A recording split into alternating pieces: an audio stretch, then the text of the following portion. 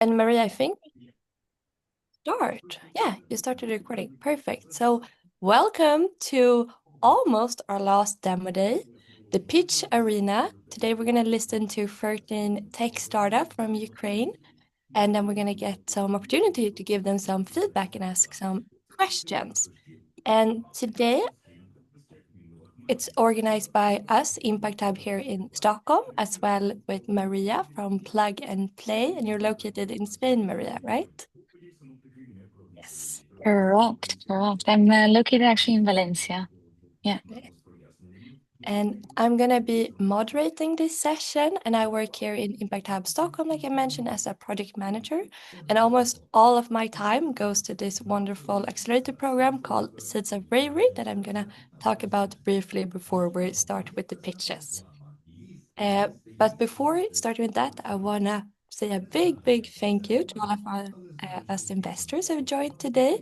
I have Elsa Hyland here, an angel investor from Sweden that I got connected with last week. Thank you so much for joining. Looking forward to hearing your perspective. I also have Philip Wigren from Dirty Industries, who I've known since I was a teenager, actually. And it's so nice to have some more formal work with you now here. So thanks so much for joining. And for the second part, we're going to have Tommaso Fonterossi from Plug and Play who's going to join you as a colleague of Maria.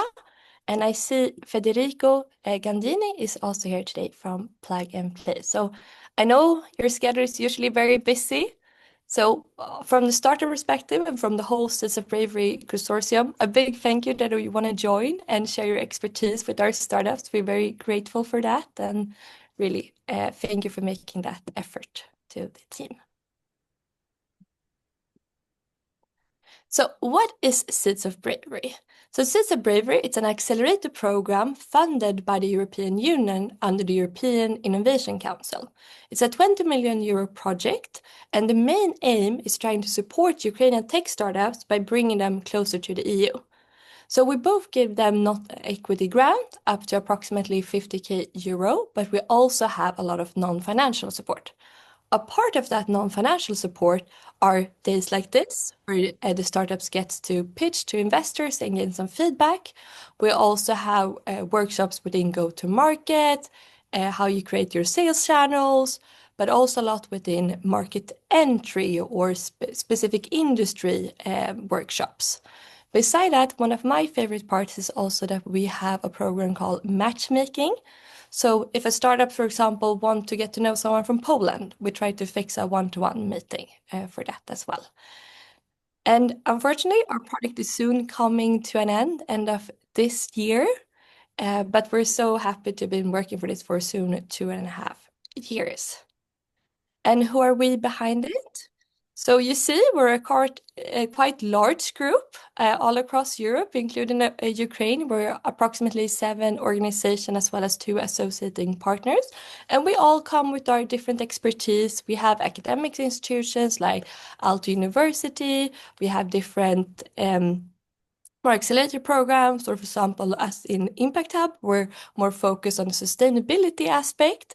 So we all work together and complement each other in a great way. But beside these formal partners, we of course work with a lot of different companies depending on each partner's local partners in the ecosystem. And just very short about our format. So we're going to listen to 13 pitches. It's going to be 3-minute live pitches plus a 4-minute live Q&A per startup. And for the investor panel, please raise a virtual hand and try to ask like a short and precise question as the time is short. And you can also provide some written feedback in the comments. And we also, as a part of this, if you want to be connected with the startup, we will release a poll after each startup's pitch, and then you can just write your email. It's not mandatory, it's just if you're interested. And then for the startup, please also be ready to answer questions in a short and precise way, as the timing is short. As well as please do not forget, you only have 3 minutes, and a couple of seconds after 3 minutes, we will cut you off, just to respect time. So here's the schedule of the pitching. So please, I saw Oksana from Adminix is here if you wanna get started.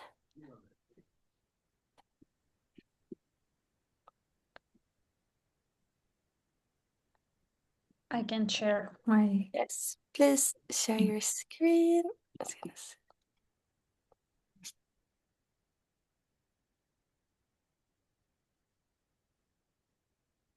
Can you see my presentation?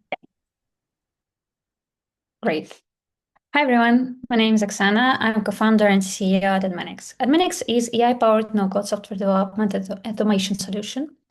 And nowadays, you probably know that traditional software development is complex and costly for many small and medium-sized companies.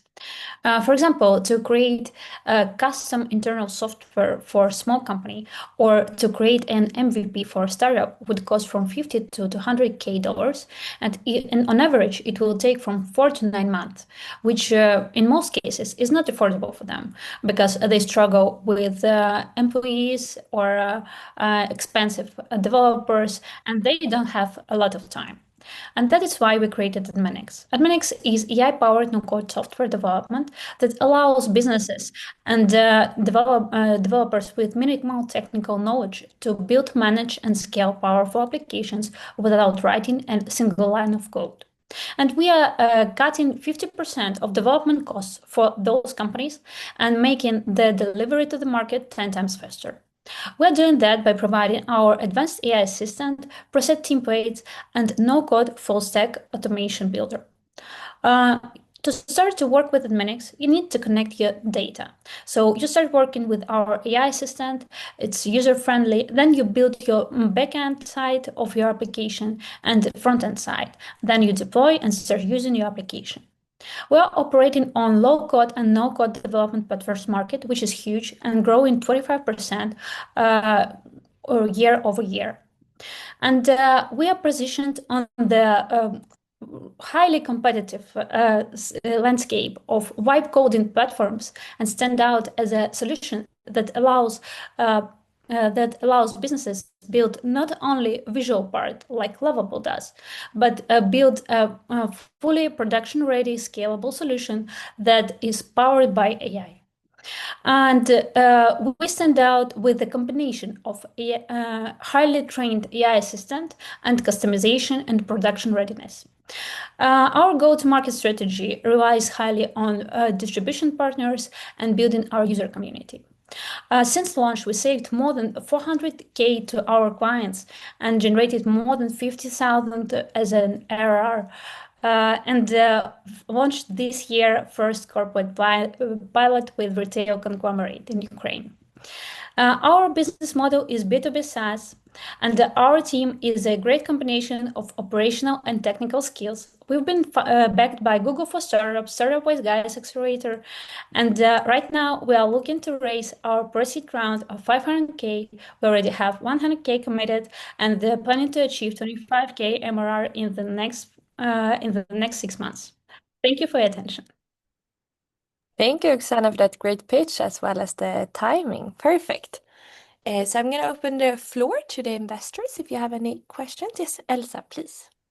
Hey, Oksana, thank you so much for this pitch. My first question that you obviously covered is about competition, given, among other things, Sweden and Lovable and their growth rate. But what's interesting me more is around the financials. What is the upcoming years looking like for you? Because you have attraction as of today, but how are you going to scale that, and what are the numbers that we're looking at? Thank you for your question, Elsa.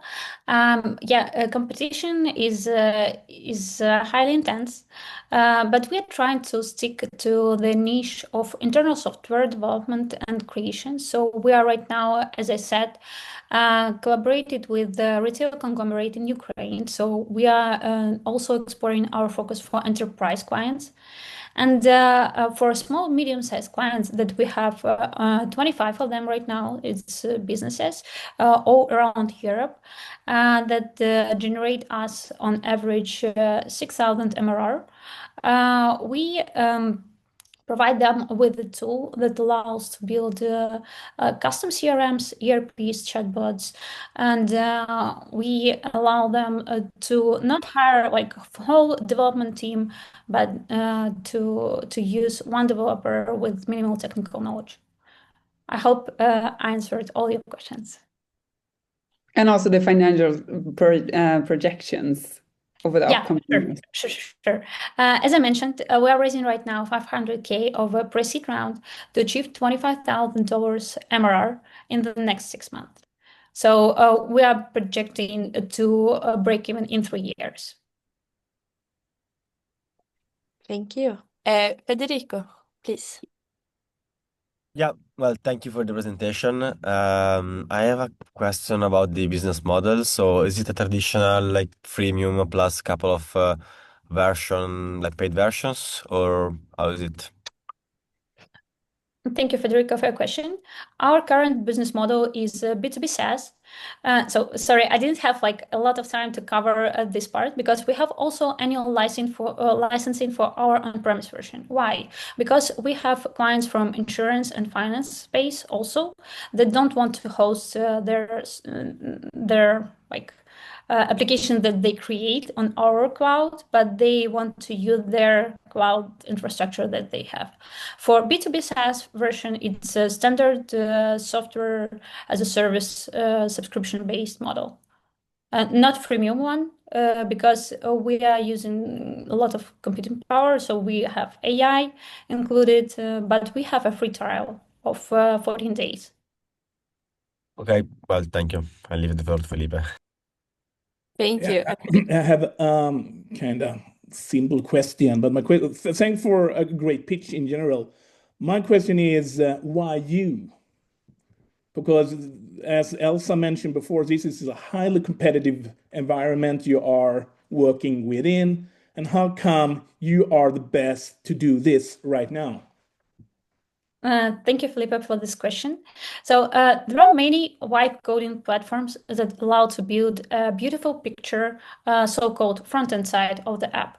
But many complaints that you can read on Reddit is that these applications are not scalable and not production ready.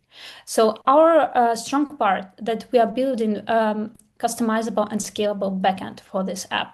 Probably we are least competitive on front-end side. That's why we focus on internal software creation, which has standardized front-end part. But our strong backend side allows us to give customizable solutions, enterprise grade. Thank you. And also the focus, I just wanted to add that Lovable is as probably the most like known one. They're too generic, so they cover everything for everyone. We are not trying to compete with Lovable eventually. We want to be in a niche where we can get our clients. Thank you so much. Thank you, Oksana, for a great pitch, and thank you to the panel for your questions. We're gonna move on to novel metals and compounds, and I think we have Mikkola here. Please, the stage is yours. You can share your screen, please. Yes, hi everyone. Let me share my screen. 1 second. Just a second. Can you hear me? Yes, I can hear you. Sorry, well, very quickly, I'm going to launch a poll for whoever wants to get connected with the team that just presented. I'm just going to put it up as your screen is coming on as well.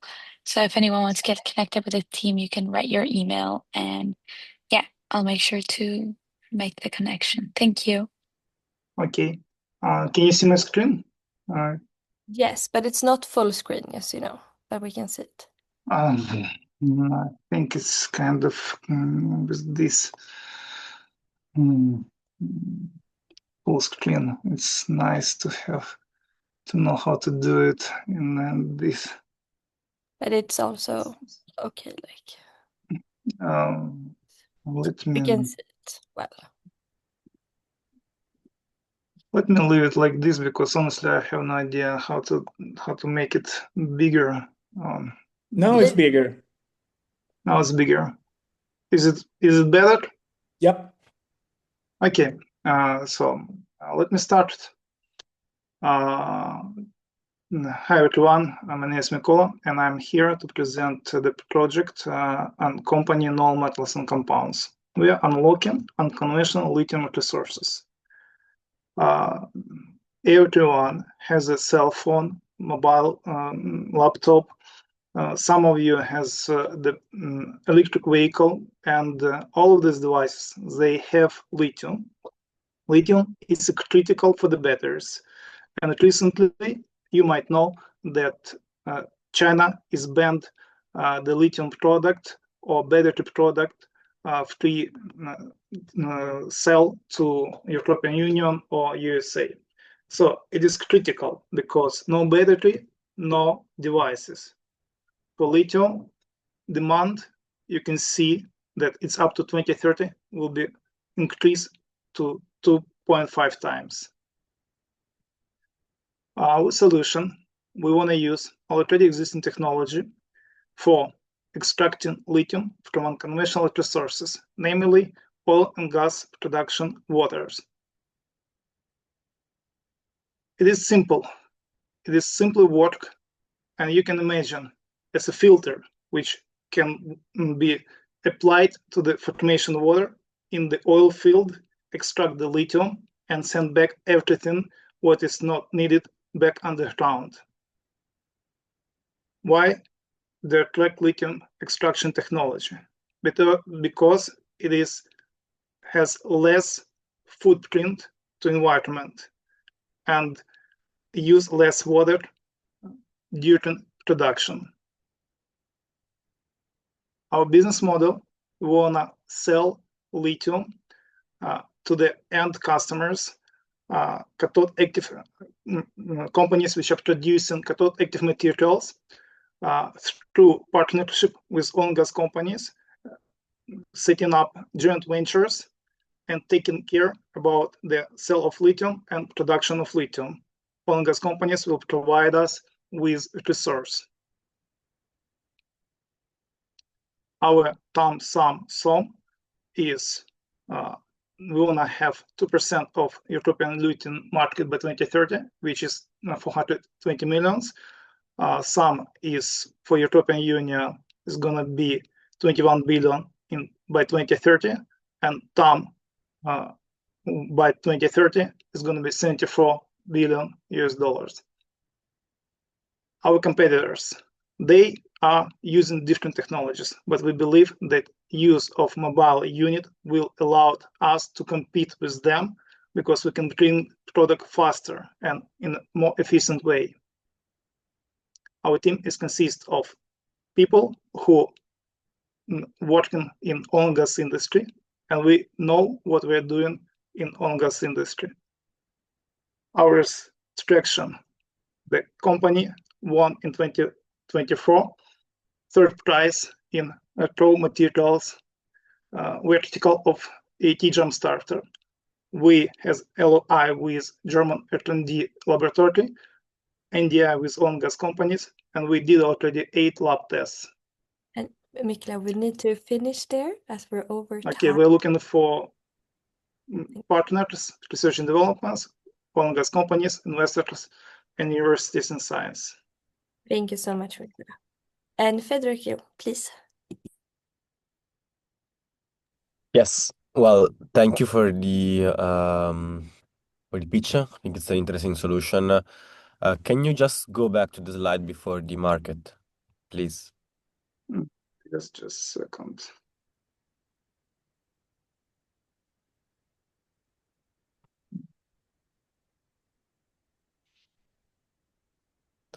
Yes. I read here that the production cost for 1 ton is between 2.8 and 7.5K.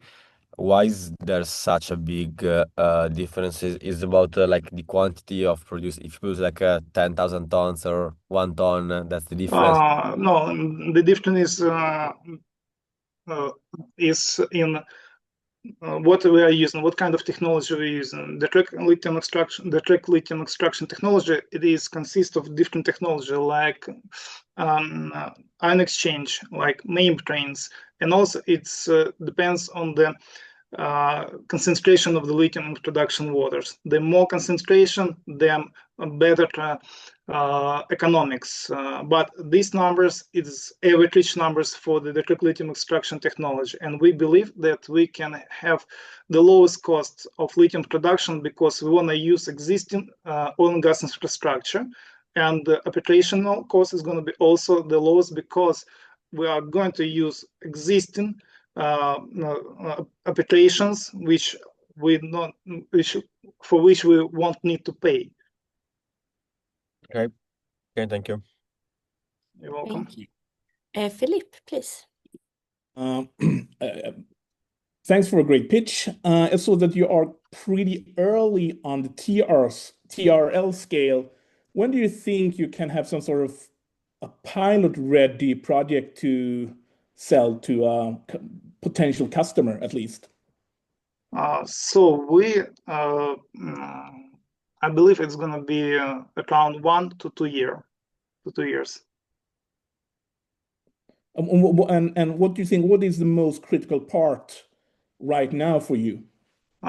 So the most critical part is partnership with oil and gas companies because they are kind of it's new for them and they don't understand what kind of benefit they could get, and they are kind of concentrate their attention and efforts on existing processes. But actually, it's upside. It's up 100% upside for especially for oil companies, because just for understanding, for 1 ton of oil, around 90 tons or 95 tons of water are producing, and they are already paid for all of this, and they have to it's waste for them and they have to disposal all of this. But it is, in our case, it is value, honestly. Okay, thank you. Thank You're you. welcome. Elsa, please. Thank you. Just one quick tip. When you have a pitch like this, the more text you have, the harder it is for me to both, focus on what you're saying, but also then read in. So I feel like I kind of missed a lot of information that you could probably put out there with keywords. That's just a good tip, to have it as explanatory, as possible, but without writing too much. Because my question was also around commercialization. It seems like very early, but then also, which I didn't have time to read, but your team, tell me a little bit about it, because I want to know, do you have sales experience as well, or is it mostly on the research side? You said that you had a lot of experience within oil and gas, but I didn't capture that. Please tell me a little bit more why you have the right team. So I'm from oil and gas industry, and our team is from oil and gas industry. We partnering with research and development technology company, and through this company we have ability to sell the lithium. In this case, may I continue? Or... Yes, you can answer the question. Thank you.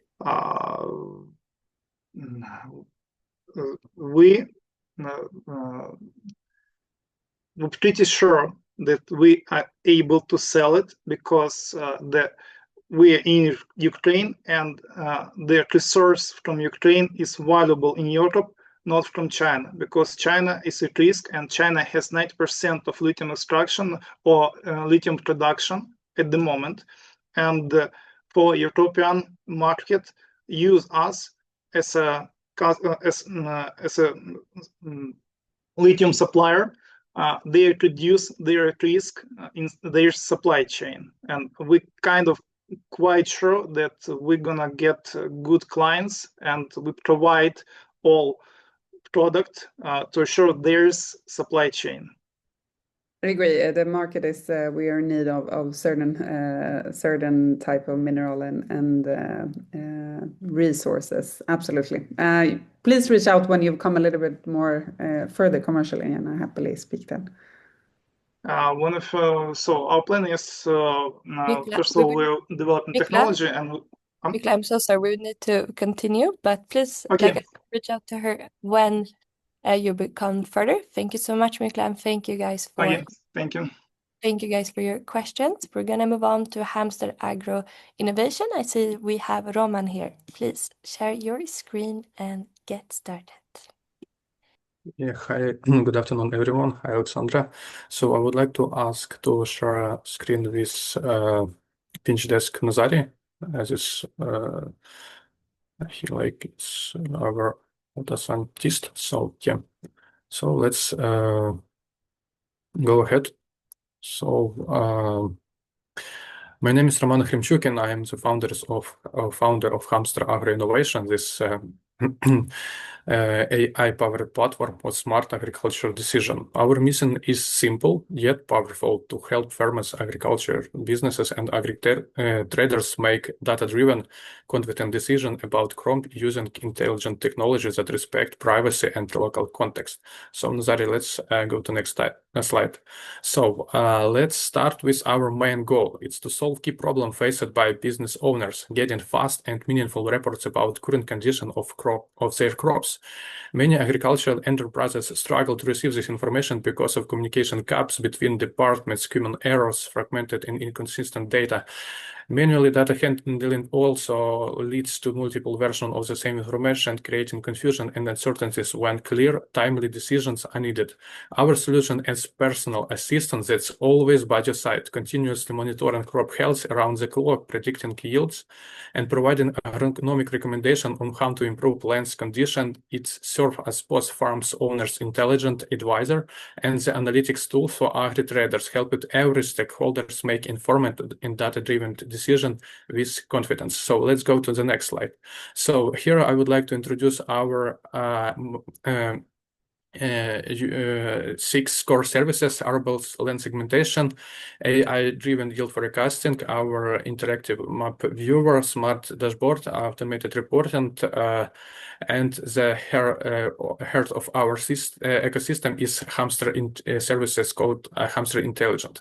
So detailed about each service you can take from the slides. So about Hamster Intelligence, I will tell you in detail later. So let's go to the next slide. And here I would like to introduce our team.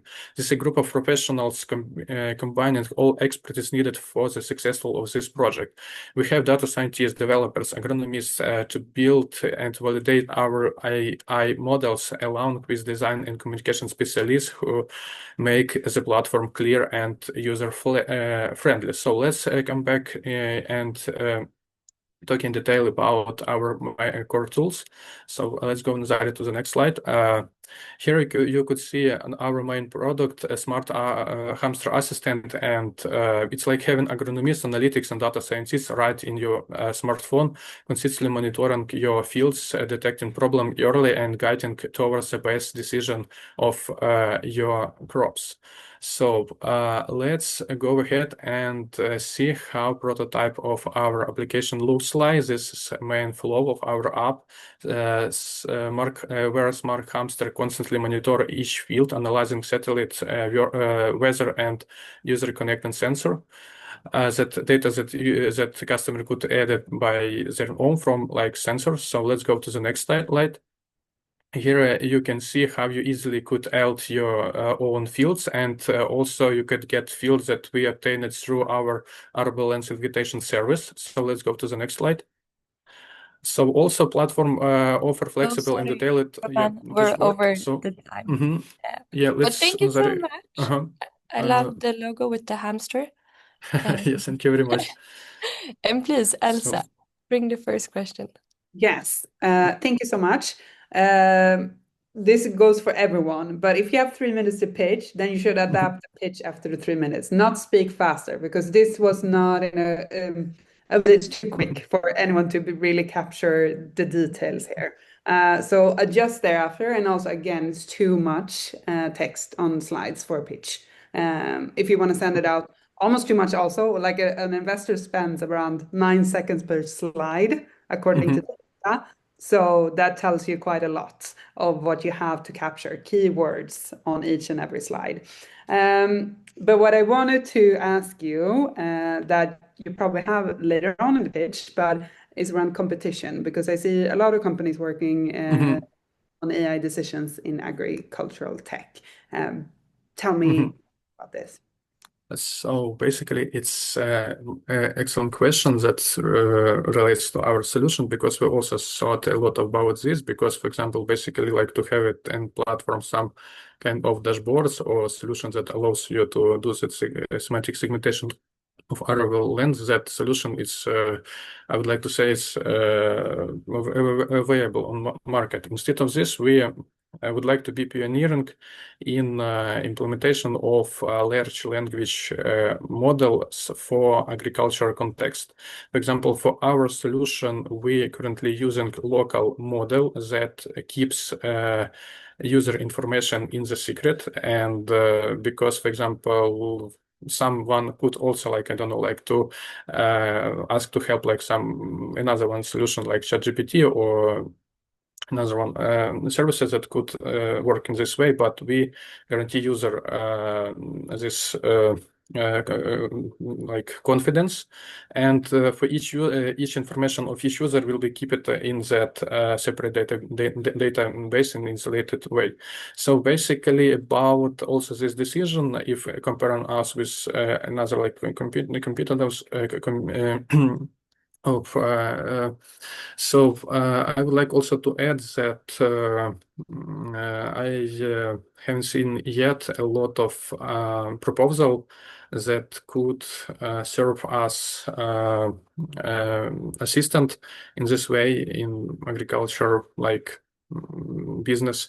So that's why I would like to say that that tool that I think unique, and that we could propose to customers and be the first who will provide services with subscription to this like service. Yes, thank you for this question. Thank you. Federico, please. Yeah. So actually, Elsa stole my question. So I want to ask, who's the target customer? I mean, you're mainly targeting big farms or also like small players? So here we're thinking about both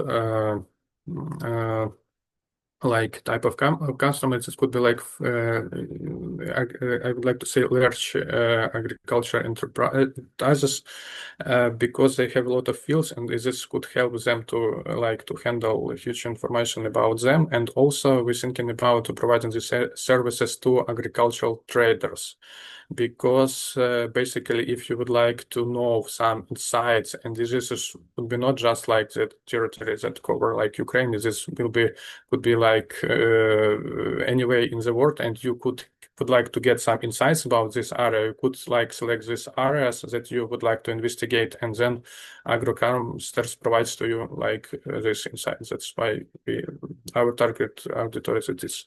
So yes, thank you for a question. And thank you, Philip. You need to write it down just in respect. Yeah, but I was Elsa took my first two questions, and Frederica took my last question, so I have nothing to say.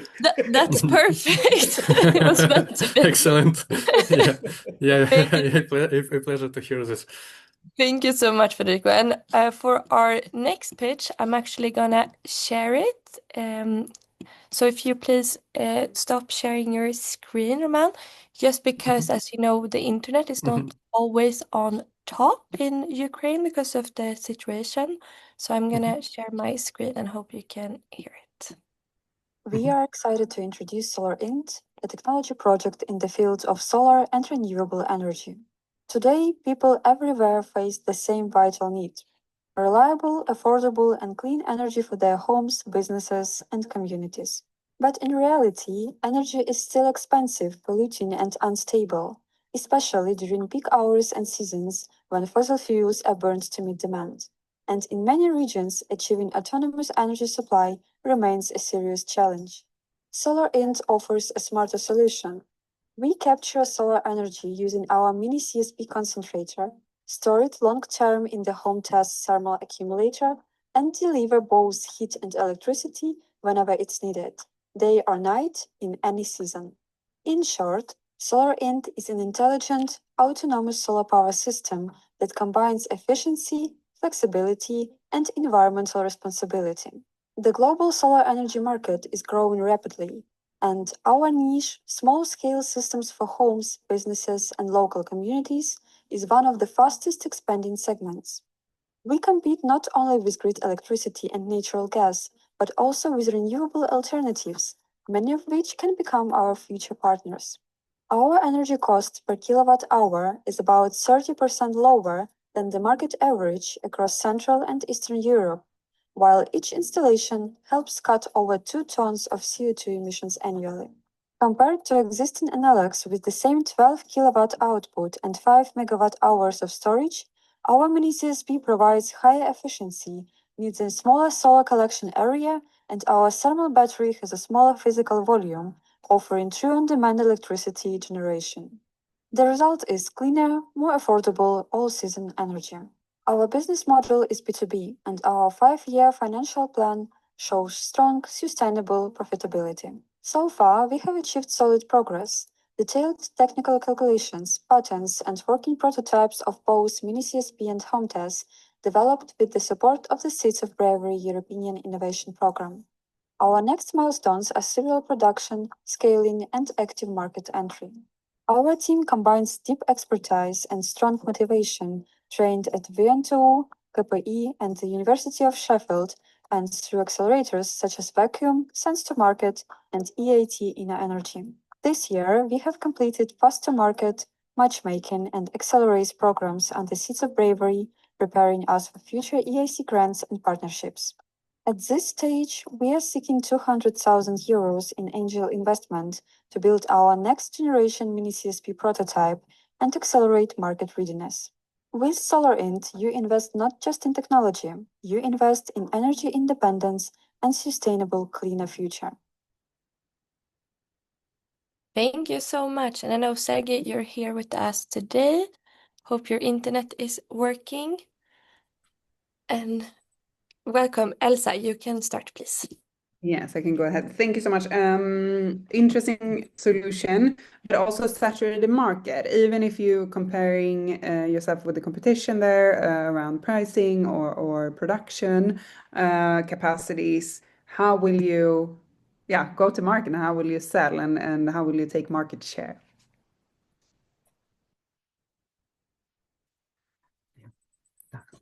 Sergey, we do not hear you. No, we hear you. We do not hear you, Sergey. I'm sorry. Yeah. Yes. I'm technical. I'm technical. I'm English not very good. Tak. It's okay. If you want to. Tak. Yes. Our main competitors are fossil fuel for heat and electricity. Manufacturers of thermal accumulators are not our competitors. They are our partners. Photovoltaic and wind offshore are our best partners. We very good for each other.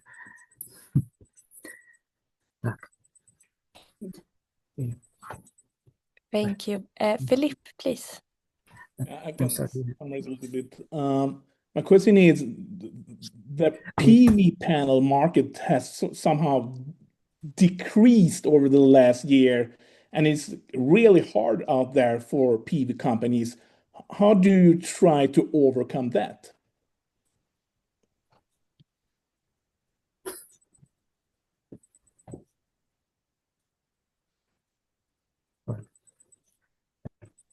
I'm sorry. Our team very speak English. I use translate.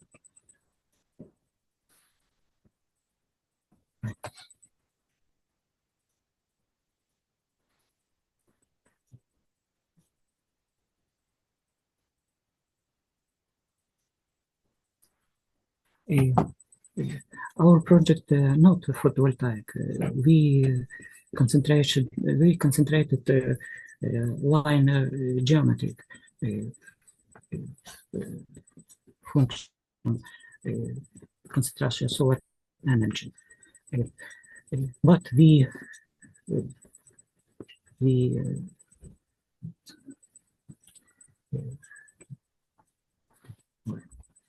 yeah, I'm sorry. No problem. No worries, Sergey. No Thank worries. you. No worries. Thank you, Sergey. And if you want to, you can compliment later and write in the chat if you want to share something more. But thank you so much and good luck. Please write a mail. Yes. I better Yes. ask it. We can write in the chat instead. So let's move on to our fifth page, Heft with Maria. The stage is yours, Maria. Yeah, hello everyone. Let me share my screen. Do you see it?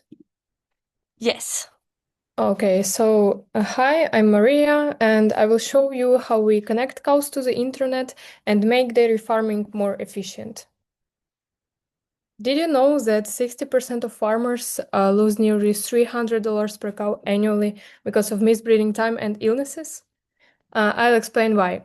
Imagine you have one cow, you need to feed it, breed it for milk, take care, and you still have a lot of time because it is the same as having one dog. But if you have 200 cows or 2,000, it's a total mess. And that's why losers worldwide reach $40 billion every single year. And milk production is main profit generator for farmers.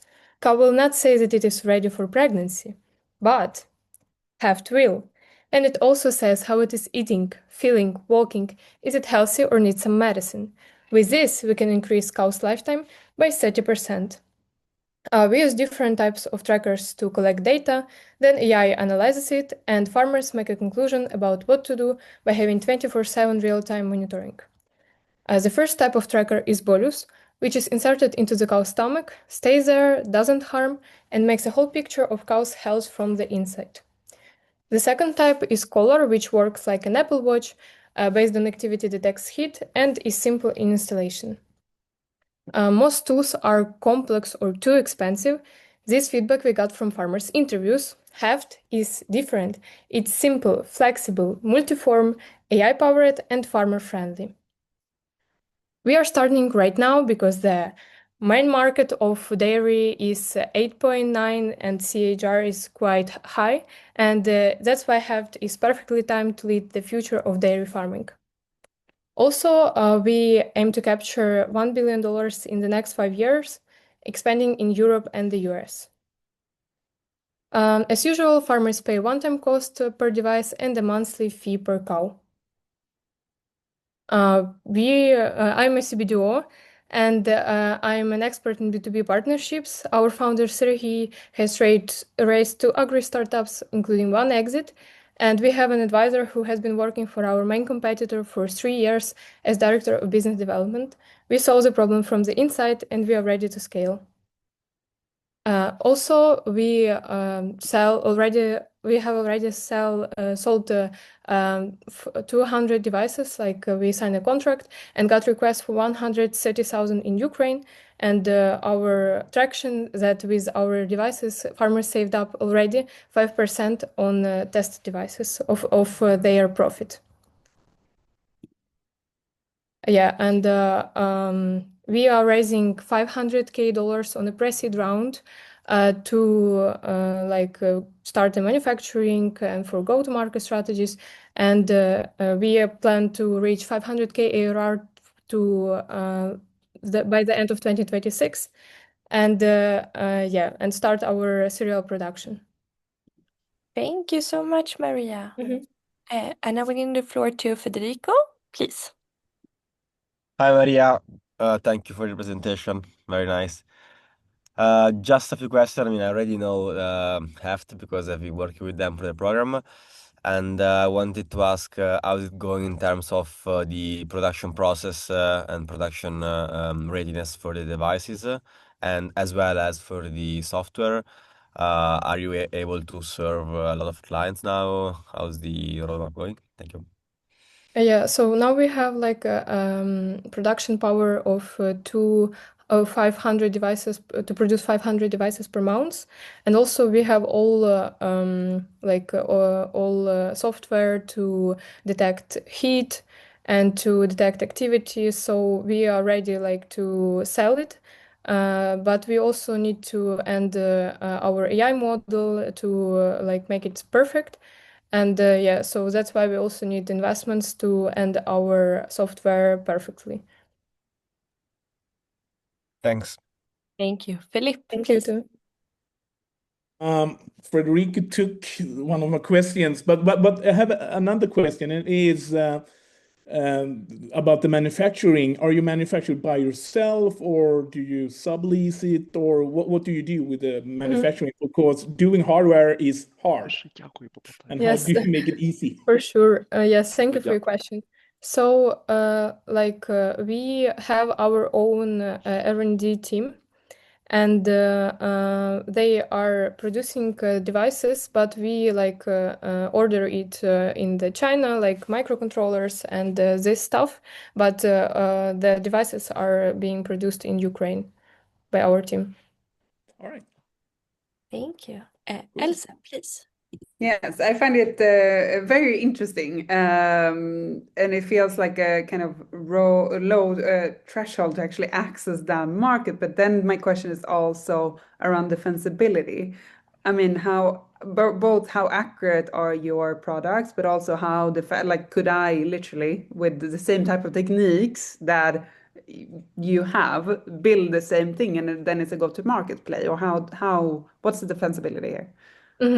So, like our first defensibility is patents. So we are now in the process of patents, and also it's not so easy to copy it because we know that hardware is usual. A lot of competitors have such devices, but our main differentiation is our software, is our AI, and is our accuracy of detecting is 98%. No one on the market offer such accuracy, and also we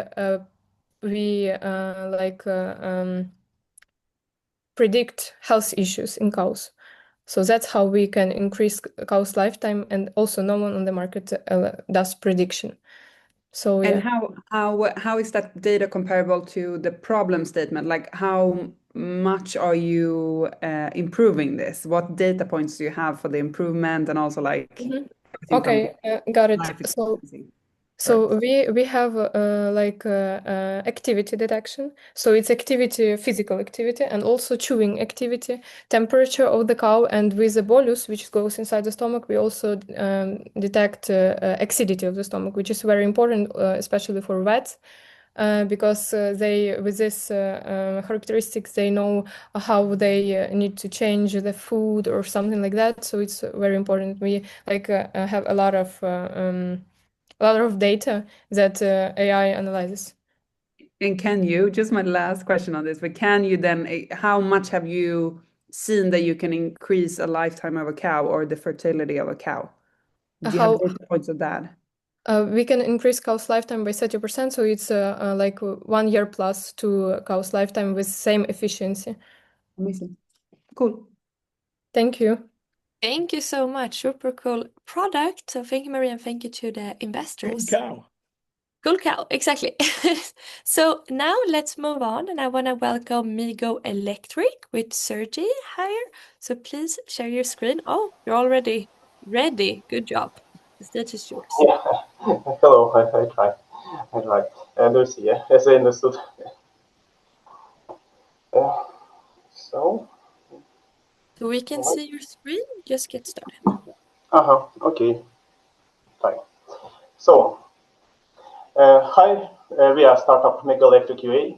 We designed and fully produce various electric vehicles in Mykolaiv.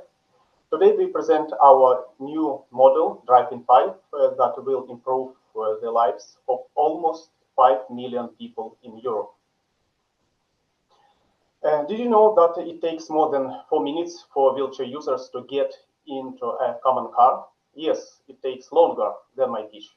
And only one of out of 4 can perform this task by themselves without pain and suffering. People in electric vehicles, wheelchairs, diving is impossible. Current car designs shut them out entirely. But we are changing this with car design from scratch around their needs. According to the WHO, 1% of the world population use wheelchairs. That is almost 80 million people to whom we offer not only mobility, but also dignity, freedom, and independence. Our car simply lowers itself to the ground so that our customer can enter the car and in any wheelchairs. No lifts or ramps needed. Then this chair is secured with a mechanism after which a person can start driving. We represent our model at 2 world-famous international exhibitions, Motor Show in Munich and Reacare in Düsseldorf in this September. This was the first car from Ukraine in 34 years to be showcased at exhibition of this level.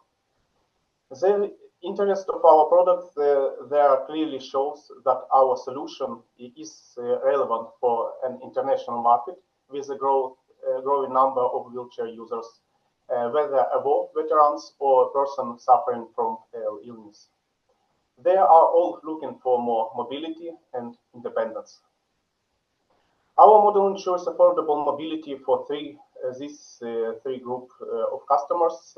This car offer a new perspective only on accessible mobility for only 12,000 euros. Our customers can also use our models to provide taxi services, since each car can accommodate 2 wheelchair users. For example, 112 of our cars serving as a taxi cabs will ensure mobility for all wheelchair users in Lviv. I want to leave you with just one thought.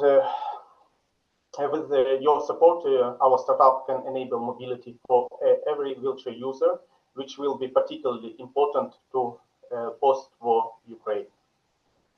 And one more thing. In the end, we decided to change the target audience for our vehicle. This is our new test driver, and because mobility means companionship too. Thank you very much for your attention. Thank you, Sergey. And I like we have had an animal theme this pitch day. Elsa, please. Thank you so much. I think it's an amazing company, and you're doing a lot of impact. I have a few questions. So you brought up the team, but my question was also, and then I got a few explanations here to why you're doing this. So my actual question is around, does this, given that you work with inclusion a lot, does this also provide a lot of grant opportunities? And have you gotten grants, or are you seeking for any grants in the company? And then also I will just say we have Permobil is a Swedish company that actually provides this type of wheelchairs or electrical vehicles for this type of target audience. I do think that they have a CVC arm. So I do think that they actually invest into companies as well. So worth looking into, FYI, just for your own sake. Yes, now we are looking for investment. We have already let's say we have already 1.2 million, but we need at least 2 million to provide our project, let's say, to the next level. And in November, I will be in Zwickau, for example, this German city, where it's oldest German city for produce various type of vehicles, and maybe we will have their base for production these vehicles in a month, at least 50,000 per year. And yes, every support will be needed for us, because it's a real, let's say, hard hardware and car production. It's not an AI service. You understand this by yourself, and that is why. But I do think a lot of grants can be also seek for this. I think they work with the You see, a lot government. of grants, it's like we give you 10,000 euros and we expect that you will achieve whole European market for these grants, or 15,000 euros. You see, it's a little I bit. think many small ones could still accumulate to a big part of also having investors coming on board, because if you have that non-diluting I completely agree with you. grants, then I think you can still play on both sides, to be honest. Yeah, and for the both sides we played at least 3 years already, and until we hadn't our own money for to bring this product to this level for exhibition, for example, in this summer, it's very difficult in general, let's say. Thank you. And Philippe, please. Yes, elaborate on what Elsie has said. I think you can get a lot of grants, and let's try for example EIT mobility, because you can get, I think, millions of them if you Actually, it's right I'm for sorry. them. Actually, not. We was a winner of Jumpstarter, for example, in 2023. They gave us 10,000 euros, and from this time they know about us, but nothing. It's just this whole EAT structure is just a structure for themselves. Just only they could provide, for example, 40,000 euros, and you must to reach I don't know international market for what, with what. Yeah, but I also think what Elsa said, that reach out to some sort of CVCs out there that I think would be really interested to this. And Yeah, by that's doing so, and also if you reach out to a CVC, you can both seek that type of grant you are looking for. And with the power / leverage from the CVC, it's going to be much easier to get that kind of money you are looking for. Yeah, I understood your idea. I completely agree. But you see, to development partnership with CVCs is the only way to bring this product to the market, and that is why we are doing now this, and that is why we already have this amount of money. But for example, in USA, it's not very easy, but it's possible, for example, to get 20 million euro for example, small pickup. Why? Because it's not a big pickup and small electric pickup. And but in Europe to get 2 million, it's I'm not sure that you. I'm sure that you know that it's very hard. Let's say. Thank you so much, Sergen. Thank you very for much your for question. And I also just want to welcome and see Tommaso has joined us now. Welcome. We're gonna say hi. Thanks a lot. How are you doing? Good, thank you. Thank you for joining. We're gonna move to Get Pin with Volodymyr. Please, Volodymyr, the stage is yours and you can share your screen. Okay, I'm sharing my screen. Yeah. Do you see my screen? Right. Yes. Thank you. Nice. Yeah, just let me. Right, yeah, so hi everyone. I'm just started from like a story about, so let's assume you open a bar or a restaurant and you did a very good job, and now you are waiting for many customers. You expect your venue, your restaurant will be booming of customers, but they're not coming to you while your competitors around have a lot of them. Why? Maybe because they built a better online presence or support customers online to increase purchases offline. You don't know. And this is actually a sad truth, harsh reality of millions of small, medium business owners. My name is Volodymyr, and we are building GetPin AI to change this reality to a positive one.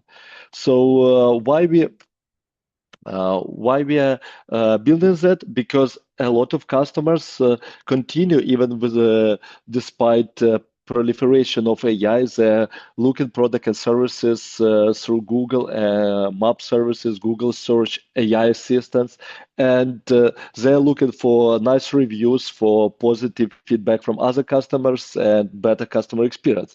But on other side, businesses are not ready to expect to meet their expectation, because they report that 90% of them have some problems of building online presence, because they don't know, they don't have knowledge about this big ecosystem of platforms and services. They don't have time to get into it and learn about how to deal with them, and they don't have money to hire agency or hire persons that knows this knowledge. And this is sorry, and this is actually where our solution shine. So we are helping small customers to manage all this touch points with customer by AI powered assistants that communicate with the business owners only through Messenger, that build presence, respond to reviews, and increase foot traffic and online sales and returns. So we this is very with this actually solution we address to no time, no money, and offer 10 times cheaper than agencies on the market. Sorry, this is some slides. So we are focusing on the needs of several main groups of customers. First of all, is actually small medium-sized business with HoReCa, health, sport and beauty, and automotive. Also, we are working with large enterprises with multi-location presence, banks with ATMs and branches, retail, logistic company, and so on. We have also partners through build channel, user message channels. So far, we reach a very good traction with 1 million ARR and great CAC LTV ratio, being on Bootstrap for last year and growing year by year. So currently, we are focused on Central Europe and South European market, and also see a lot of opportunities on LATAM market. Yeah. Yes. Okay, sorry. Time is The timing is always the difficult part. Yes. Your question. Sorry. Yes, Elsa, please. Yes, thank you. Again, adapt after the pitch timing that you have is super important, because otherwise you don't get out the message they actually want to go about, right? But really nice design on the deck, though. So I think that for the other founders, take a look on how you're kind of presenting it. I think it's super nice, and you have the keywords that are needed, etc., etc. I would want to go back to the actual ARR slide, etc., because I had a question around the business model, which you didn't cover. Like, how are you making money? And also, I see so much more AAO, as in like AI SEO search instead of Google searches. Tell me more about how you're solving that. So first of all, regarding the business model, this is a subscription-based model. So you are paying for access and using our dashboard in the case of large enterprises, or you are paying for communication, recurrent communication with our AI assistants through Messenger. So this actually is the same subscription-based model. And free for users. Once again? Free for the users.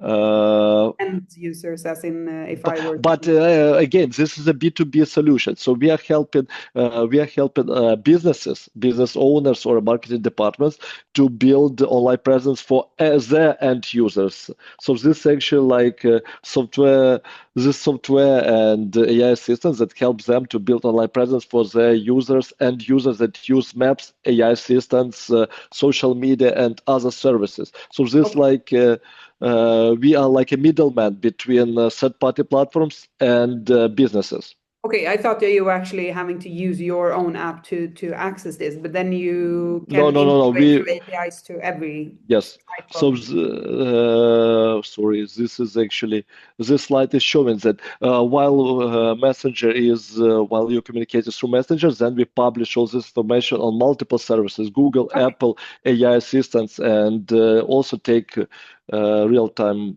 updates, yeah, and data. Okay. Thank Other you. questions? Do we have any other question? Otherwise, I think your pitch was very clear, Vladimir. But quite short. No problem. So thank you so much, Vladimir. Thank you. We're gonna move on to Agrodar, and I know we have Victoria here. Please, the stage is yours, Victoria.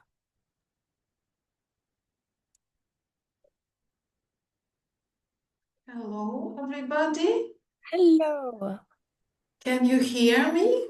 Yes, we can hear you. Shall I demonstrate the slides or you will do it? Yes, you can do that. Otherwise, I can also do it, whatever you prefer. I will do it. Okay. Okay, thank you. And now I will open the first slide. Okay, I will start. Hello, everybody. My name is Victoria. We do not see your screen yet, just so you know. Oh, sorry. Oh, Alexandra, better you do it, okay? Okay. Do it. Okay. Sorry. 1 minute. A bit here. Screen. Here we have it. Oh, great. I see it. So you can get started. So, hello everybody. My name is Victoria Lisniewska. I'm here to present you with a state-of-the-art technology that transforms hazardous sewage sludge into a safe soil. Each settlement generates, next slide, please. Next slide. Next slide, Alexandra. Each settlement, previous one, generates up to 250 kilograms of sewage sludge per inhabitant yearly. The sludge contains toxic chemicals and heavy metals, contaminating air, soil, and groundwater. 60% of soils in Europe are unhealthy. Next one. Agrodar has a solution for soil sustainability. To treat sewage sludge, cavitation of low intensity and enzymes are used. The technology doesn't use any chemicals. We get complete elimination of odors, destruction of pathogens, low level of heavy metals. The product can be used as land activator. Next slide, please. On this table, you see the values of heavy metals in sewage sludge acceptable for use in agriculture based on EU directive in blue, compared to the results of our processing product, which is in green. The values of heavy metals in our processing product are much lower. Next slide. On this slide, you see the values, you see the comparison of several important indicators of our technology in the right column with the main existing technologies. As you see, most indicators of our technology are in green. Next. TAM is all the wastewater treatment plants in Ukraine and in the EU. CAM is 5% of the TAM market. It's cities with 80,000 plus inhabitants. Next slide, please. We are fundraising this year 25,000 euro needed to provide automation system on Lumo. We also need to write up a business development plan for transition to higher TRLs. Next year, we plan to launch Lumo into production. Yes. The next slide. We sell our technology to municipal sewage treatment plants and production enterprises. Plan to sell our technology licenses. Next slide. Our primary market are municipal water treatment plants and food industry that have lots of waste. Test customer Zhytomyr Vodokanal. Prospect customers are in Ukraine, Poland, Slovakia. Secondary market are users of product of processing, farms, greenhouses, which can be sold as organic fertilizer for up to 500 euros per cubic meter. Next slide. We have a well-balanced team of professionals. CEO and CTO have technical and business experience. They are co-authors of the technology and the patent. And next slide. We cooperate with scientists and soil management experts from academic institutions, in Ukraine. They help us to evaluate our technology, environmental issues, and give us testing opportunities. And the last one, let's make soil healthy again. Here are our contacts, and I should mention that technology is aligned with UN Sustainable Development Goals, Green Deal, and Soil Deal for Europe. Thank you so much. Thank you. Thank you so much, Victoria. Philip, please. Thank you for the pitch. I have a question. Where are you right now in the TRL scale? We are on the TRL 5. TRL 5. Right. Yes, Thank you. our experimental line is working, but we still have to test different regimes and different parameters of sludge. Got it.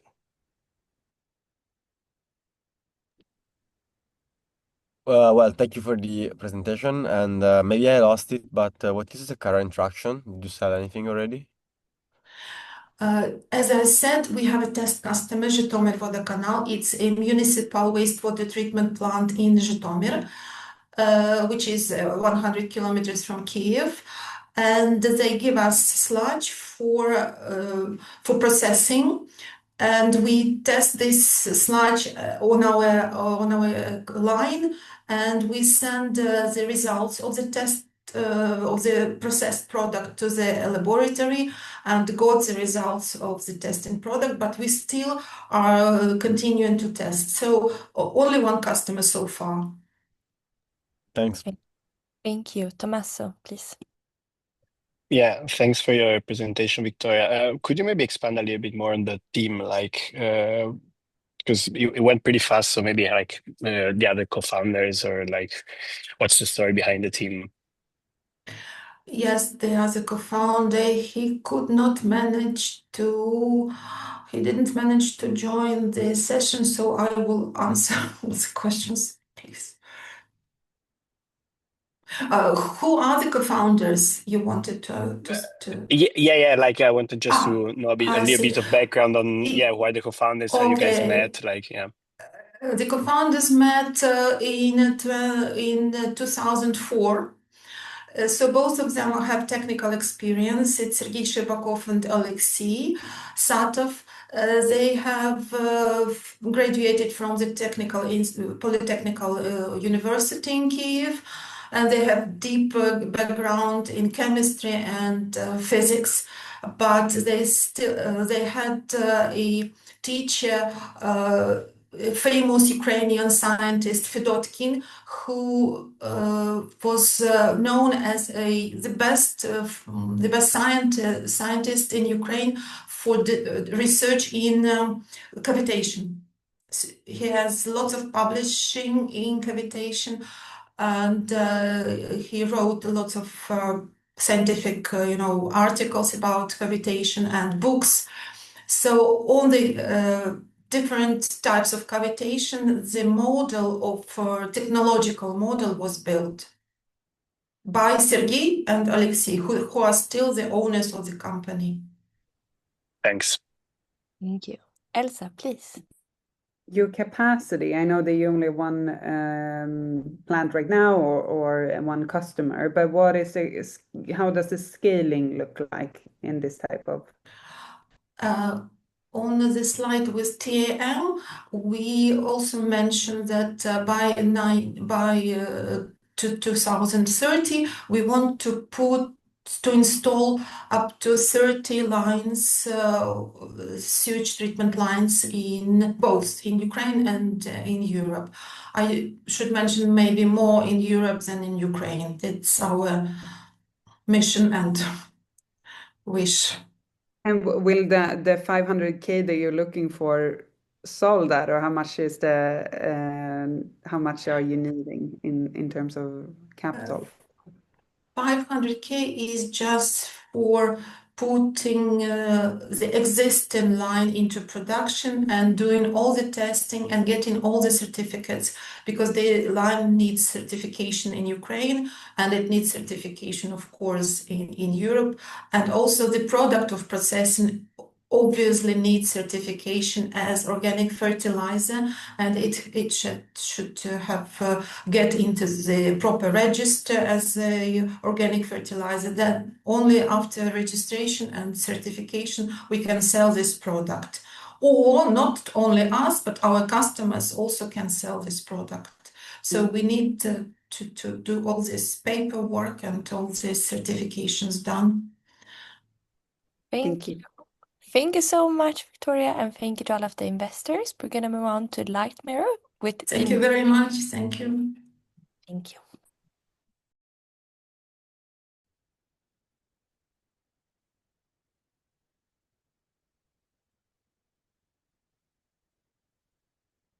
Okay, now you should see my screen. Yes. Great. So I'm Dimitri from a startup like Mirror, and we have developed a new software to lead building energy renovation across the entire city.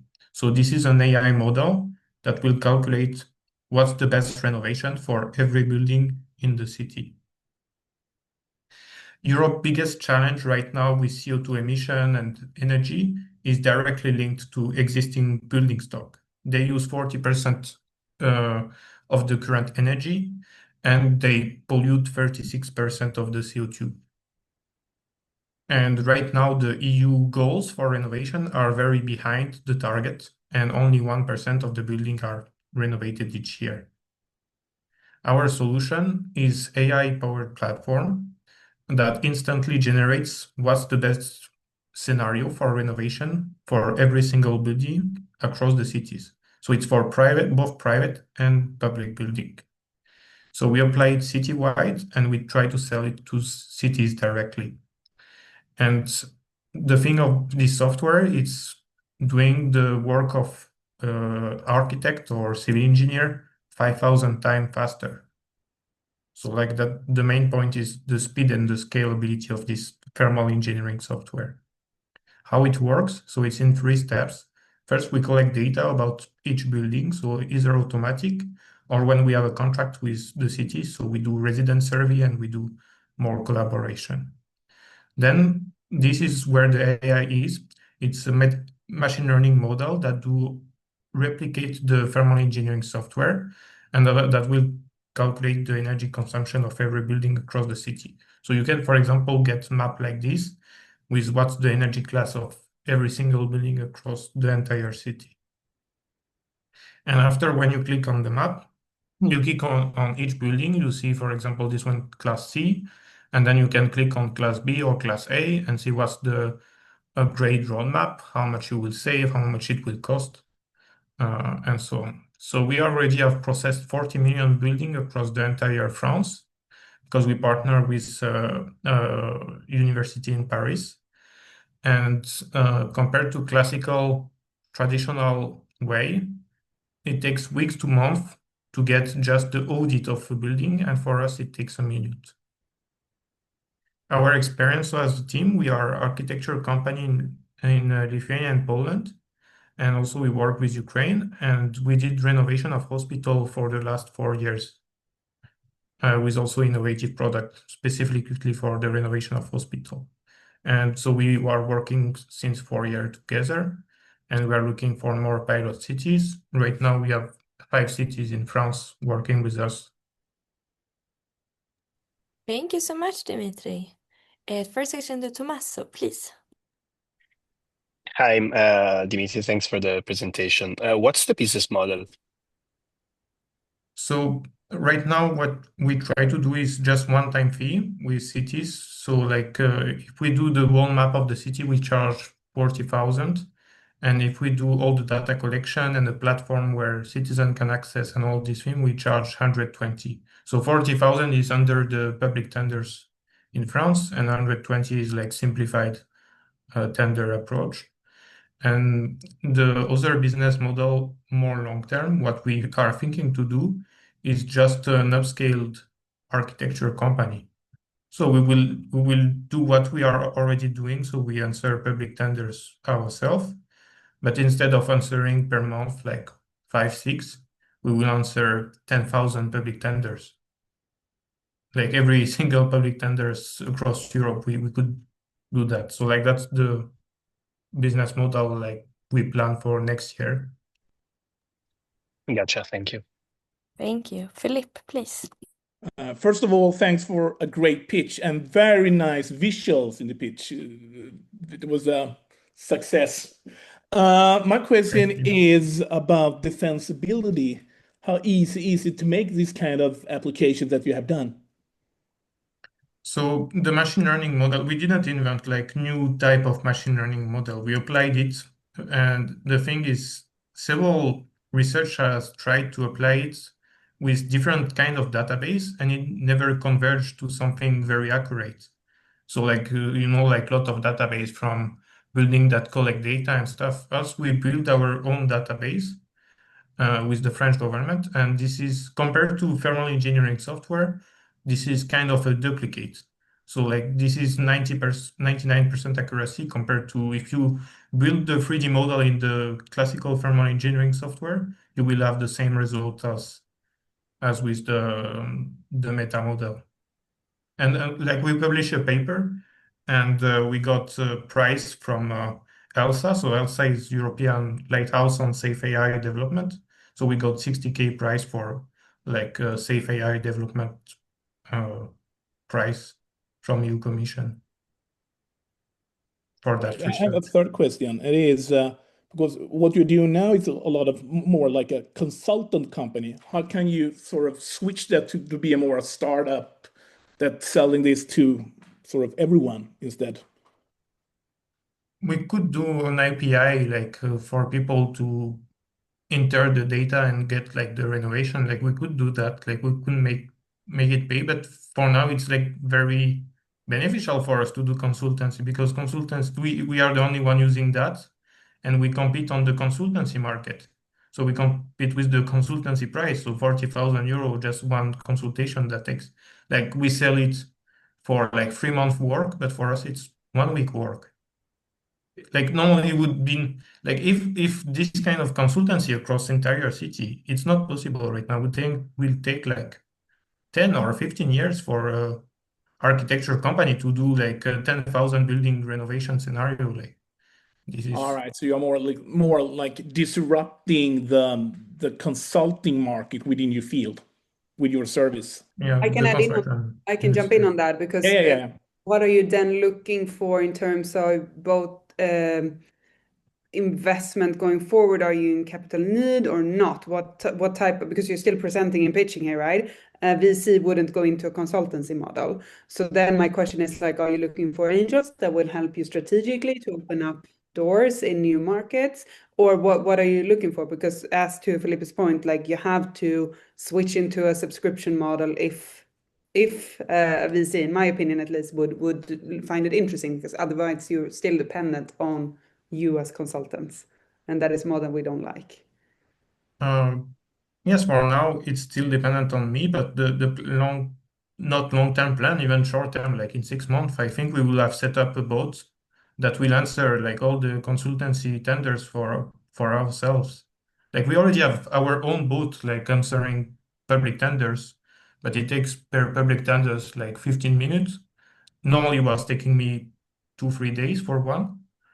And with that, like we answer the public tenders, but we also have like the final deliverable ready. So like this is the thing. So like and the money, we already have enough money from our previous startup generating revenue. And like I mean previous, this is still Light Mirror startup. So like this is still generating revenue from the Light Mirror, and this is just a new product we developed for us internally. In the origin was just for like accelerating our work with hospital. Thank you guys so much. Thank you, Dimitri. We're gonna move on to Great Catalog with Eugene. Please share your screen and the stage is yours.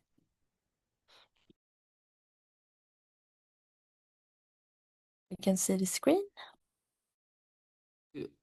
Okay, hello. I am from architects to designers, this part. So let's start. Greetings, I'm Evgen Jarnikov, CEO of Great Catalog Net. Sorry, what Why? Oh, yeah. Modern designers use 3ds Max, Blender, SketchUp, Revit for their projects. But without 3D model database, these programs don't work fully.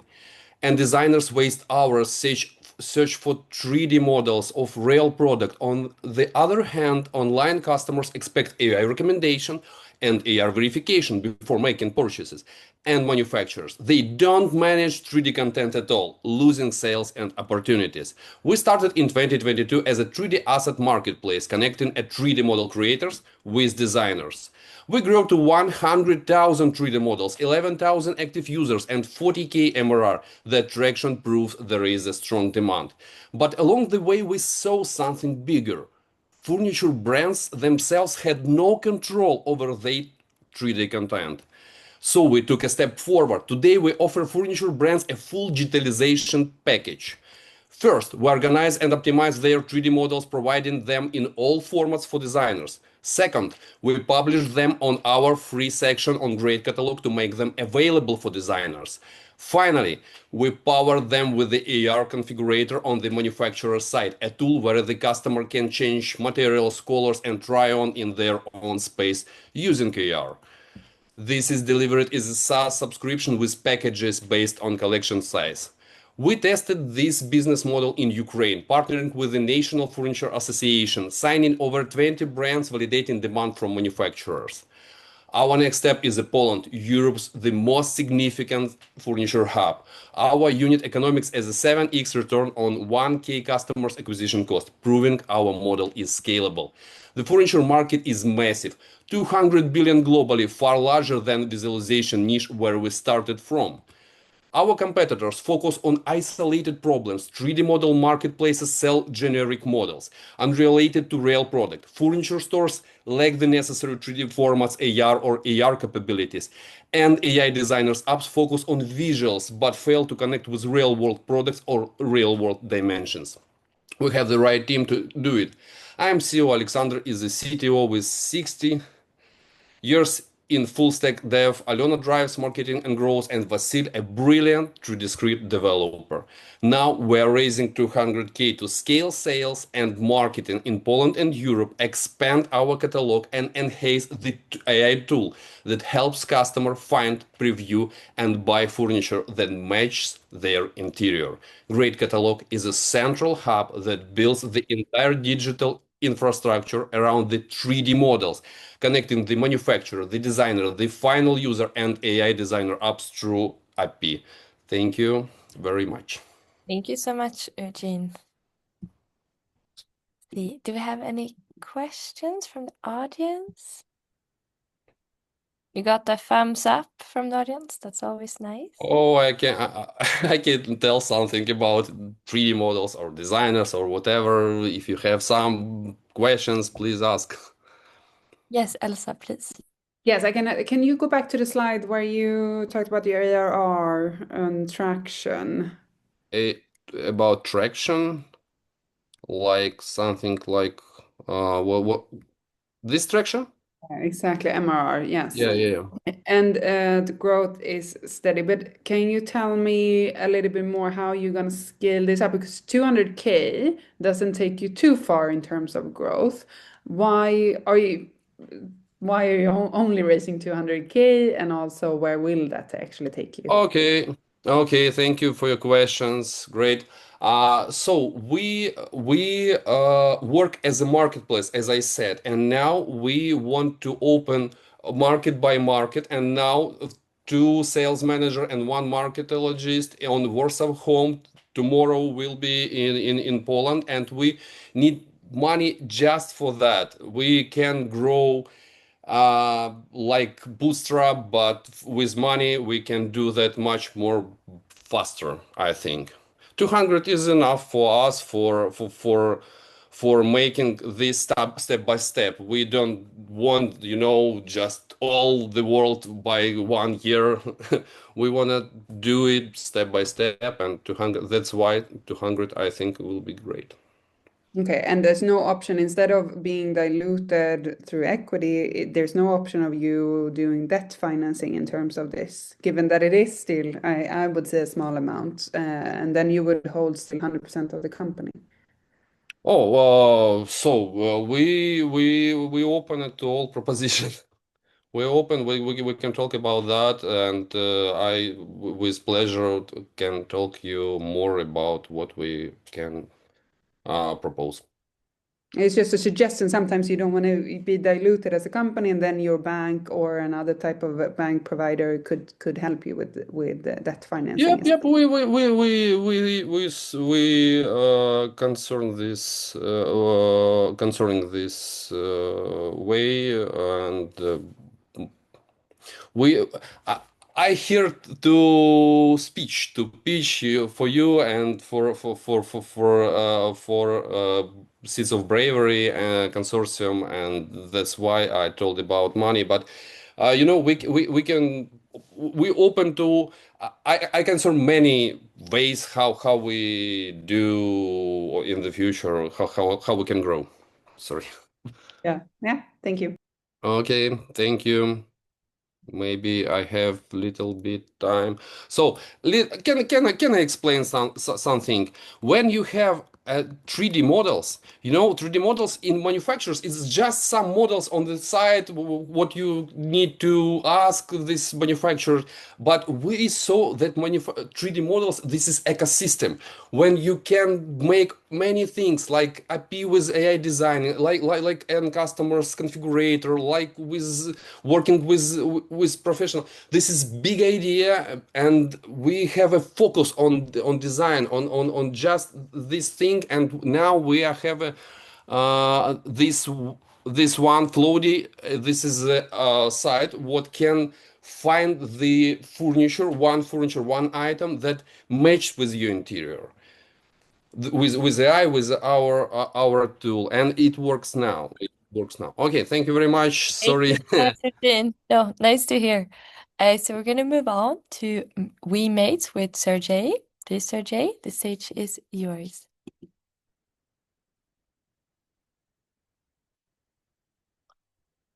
Sergey, just we can see your screen, but we still can't hear you.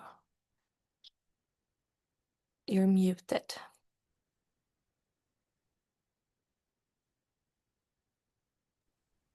Sergey, do you hear me?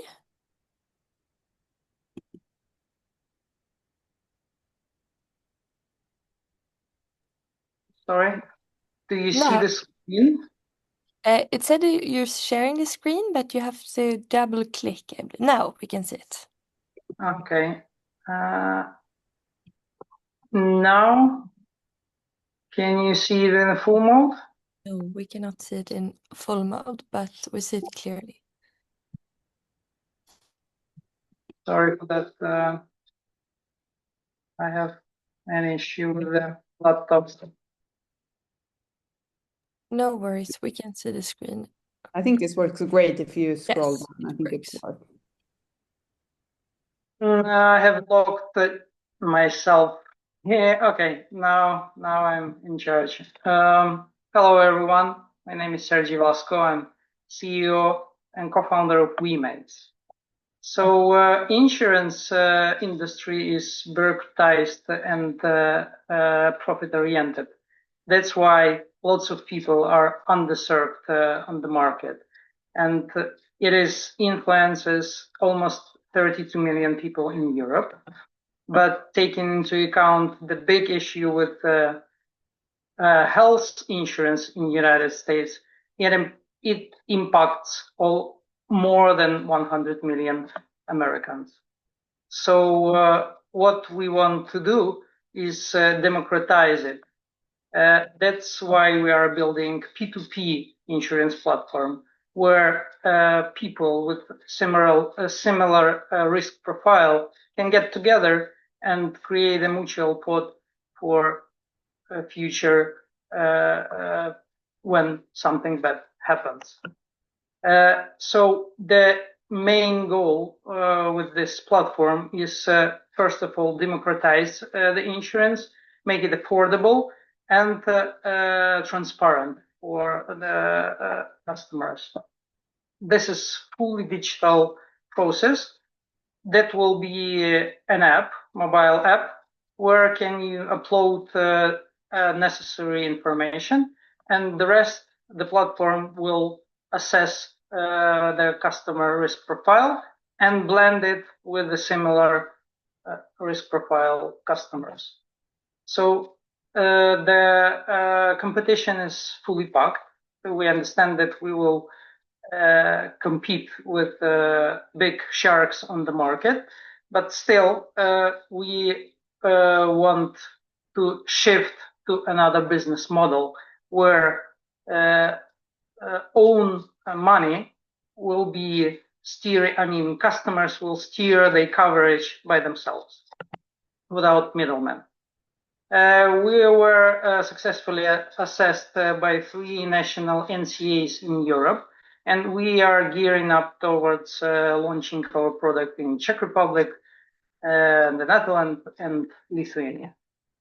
The market is huge, and we want to decrease number of underserved in Europe, both in Europe and United States, by a couple of percent at least. This is our needs to continue developing, business developing as the first priority, then development on all of the platform, adding features, and so on and so forth. We are the team of skilled professionals in the insurance industry. We were working together 10 years before it was insurance-related company in Sweden. Please come join us to disrupt insurance market.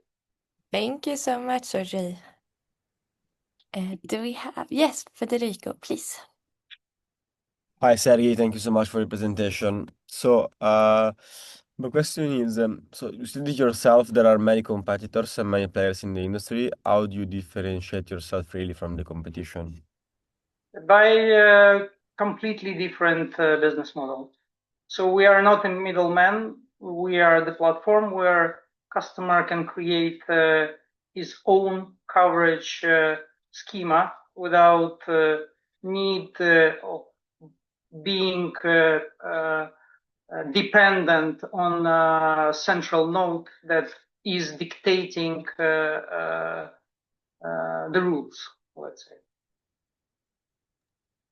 Okay, so the underwriting part of the insurance is somewhat based on AI. So basically, we are training our AI model, and with the agents, we will access also real-time data like forecasts, different source of available information, and that's how we will assess risk level of the customer and blend them with similar risk profiles. Got it. Thank you. Thank you. Philippe, please. How do you deal with compliance and regulations since you're operating in different countries? Because I know that this has been a big problem for other companies in the exact same space that you are operating in. Yeah, there's still a huge problem. Comparing to fintech industry, there is no common standardized legislation. It still forces us to apply to different NCAs, and some NCAs are rather quick than slow. Others are slower, but there is no definition of P2P insurance, and that's how we are, squeezing our business model in different countries. Okay, thank you. Thank you so much. Thank you so much, Sergey, and thank you to all of the investors with your questions. We're gonna move on to one of the last pitches, My Pictus with Atana. The stage is yours. Yes, hello. Can you hear me? Yes, we can hear you. I hope you can see me. I'll start sharing. Yes. Hello, everyone. Okay, so it's coming. So can you, hold a second. Some small hiccup. Just a second. Sorry for that. No worries. And I want to say like a really big thank you to all of the investors so far. It's so valuable for especially like the Ukrainian companies. Right now, there's not a lot of investment going into Ukraine. So it's so valuable just to get that feedback and also your different models, how you can finance it. Okay, I think now everything is good. Let's give it a try one more time. So,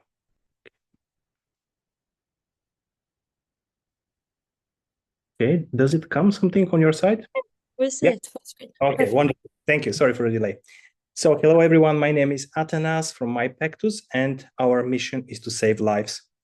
One of the biggest life takers today is breast cancer, which affects millions and millions of women, and it will continue to do so in the future. The good news is that breast cancer is a treatable disease.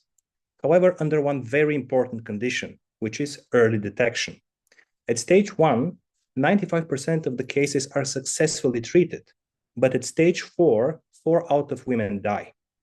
Currently, in Europe, the stage 1 diagnosed cases are only 25%, which is the trigger point for our team to help increase the number of women who are diagnosed at such an early stage, because their chances of survival are much, much higher.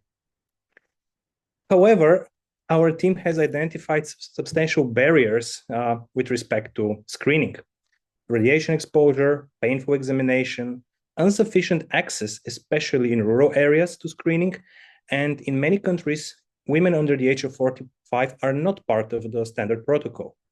So at MyPactus, we decided to address these barriers and provide a screening which is radiation-free, it's non-invasive and painless, portable and affordable, and it covers women of all ages. What is MyPactus? MyPactus is a combination of hardware and software. The hardware is a special thermography camera with very high resolution, and the software is based on an AI predictive models. How does it work? Very straightforward. The physician takes a thermography images of the patient, clicks on a button, and then the AI-driven predictive models, they start analyzing the images, and in a few seconds comes a result. There is risk or no risk of breast cancer. Currently, our MVP has accuracy of 92%. What have we achieved so far? So the company MyPactus has been founded in 2024, and in the same year, using a database of diagnosed, sick, and healthy women, we have built our first AI model. Now we are in the phase of proof of concept with an oncology clinic where we want to test our solution in real waters, so to say, which will allow us to further extend our database, verify the model, and even upgrade it. Following, there are two major milestones: to have clinical trials and, of course, to get certification. Because of the nature of our product, we need to be certified before even start selling, which will be the start of the commercial launch. All this has been achieved through the prizes and grants we have won in our team, which has skills and competencies in different areas: oncology, clinical research, data science, IT, and of course, business development. So let's join forces and give sufficient access to breast cancer screening to every woman, everywhere, at every age. Thank you. Thank you so much. Elsa, please. Thank you so much. Super important, and also super important with the accuracy rate. Is the accuracy rate here enough? And also in the MVP, how many did you actually test on? Because I think that really is a valid point to point out. And then also, what will it take for you, to build the clinical studies here? Yeah, so this percentage of 92 accuracy, this was the percentage when we tested the algorithms. So part of the development of the predictive model required that we have the so-called blind tests. And now, therefore, we need to make the proof of concept where we're going to test in a real clinic with real patients, which have been already under medical supervision. So, and this brings us what is necessary for this. Well, we are currently in the final stages. We are planning exactly how this proof of concept will progress, documentation, the whole workflow. And with this POC, proof of concept, this is the founding stone that we need for the clinical trials. So after the POC, we can proceed with the clinical trials. Okay, thank you. Thank you. Tommaso, please. Yeah, thanks for the pitch, Atanas. Maybe a question: who's the final client? Like, are you planning to target just private companies, like private clinics, or you're also like thinking of tackling the public healthcare systems of countries or Thank you, Tommaso. So our client, although the women are the beneficiaries, the patients, our target client are private hospitals and private laboratories. This is at stage 1. And maybe now I'll explain why. Because we have identified that in Eastern Europe, there is a quite different perception to healthcare. Patients in Eastern Europe are ready to pay extra money for additional services, additional research, additional medical care, which is not the case in Western Europe, where the public system is supporting a lot. So that's why we vision that first we start in Eastern Europe, where we're going to provide to private clinics and private laboratories, and then building on this momentum, then to target and to have already a proven track record for Western Europe. Gotcha, thank you. Thank you so much, Atanas, for your great pitch. Like Elle said, super important, really. So we're gonna move on. I'm not sure if Dimitro from Oranta, are you here? I couldn't find your name, but it's also in Cyrillic sometimes, so that's why I'm a bit unsure. As you know, as it's like a war, you never know when the internet goes down, depending on where you're located in the country. So you always have to have the respect that not everyone can join last minute. So that was then actually the last pitch. I'm just gonna share my screen quickly with you guys just to present some information. First of all, I really just want to give you a big thank you for the investors. I know it's a long session, listening digitally for 2 hours and providing feedbacks and comments and questions, but it's like I said, it's very much appreciated, especially at this time because Ukraine is quite cut off, especially from the investor perspective, because as the situation is very vulnerable and unpredictable, of course, not many people are investing in Ukraine right now, but the perspective is as important. So a big thank you for that. But also a huge thank you and an allure to all of the startups who are working during these circumstances. At least me, I'm located in Sweden, so I always get so humble when I meet the startups and, you hear about their day and that they're still working even though they're under attack. So just a big applause for that as well. You're all doing great work. And just the last thing I wanted to mention, if you want to follow the work we're doing, you can find us everywhere beside Telegram, but like on newsletter, we have our website, Facebook, Instagram, all under Seeds of Bravery. And just as a reminder, we also have one last session next week if you want to listen in. Otherwise, just a big, big thank you to everyone who have joined, and of course to my team member Maria, who's supporting with the tech. Thank you all, guys. Amazing. Good job, everyone. Thank you, Elsa. Thank you. Yeah, really good job, everyone. Thank you for being here as well. It was an opportunity that I really like and appreciate.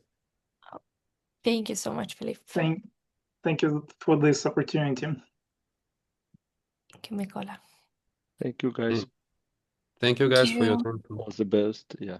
Stay Ciao. safe, guys.